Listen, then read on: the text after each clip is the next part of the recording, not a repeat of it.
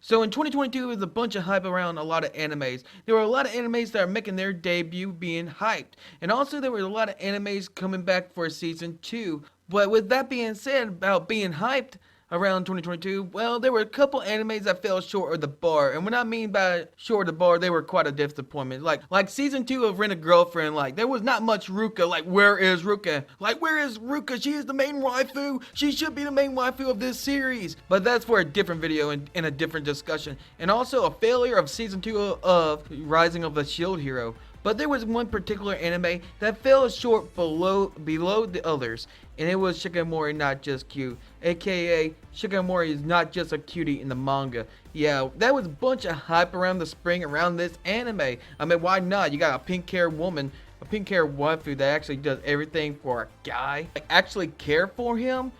But even though pink hair waifu wasn't enough to save this anime, well, it had a bunch of hype around the manga, and there was a lot more people that actually read the manga after seeing this anime and saying, hey, the manga is way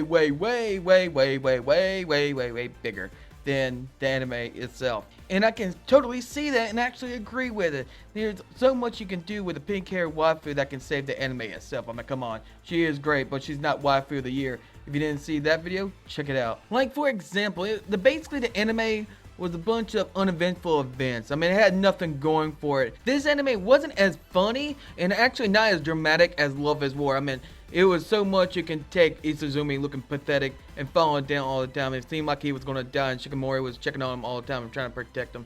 It can only go so far as being funny and get tired of it. And this anime wasn't as eventful or have very good storyline compared to My Dress Up Darling. Well, that's a good point. My Dress Up Darling, ever since we saw My Dress Up Darling, well, we set the bar really high. And I think at some point it did kill the momentum of Shikimori Not Just Cute and not make us enjoy it as much. But again, My Dress Up Darling is the standard of what they should be compared to Love is War.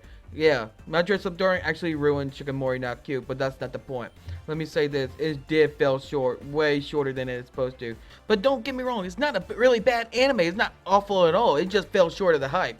Even though it did have kick-ass animation, I mean great animation, but the manga actually did better with Shikimori's cool look. I mean, yeah, look at that cool look. It's way better. Look at it. But one of the main problems, and a lot of people say it as well, the characterizations of the different characters. I mean, there was no support except for just Shikimori, and it's really hard for only one character that carried the whole anime. Yeah, there was no foundation for any other character. Either they were boring or have nothing going for them, and it didn't make sense to even have them in the story in the first place. I mean, that's how bad the characters besides Shikimori.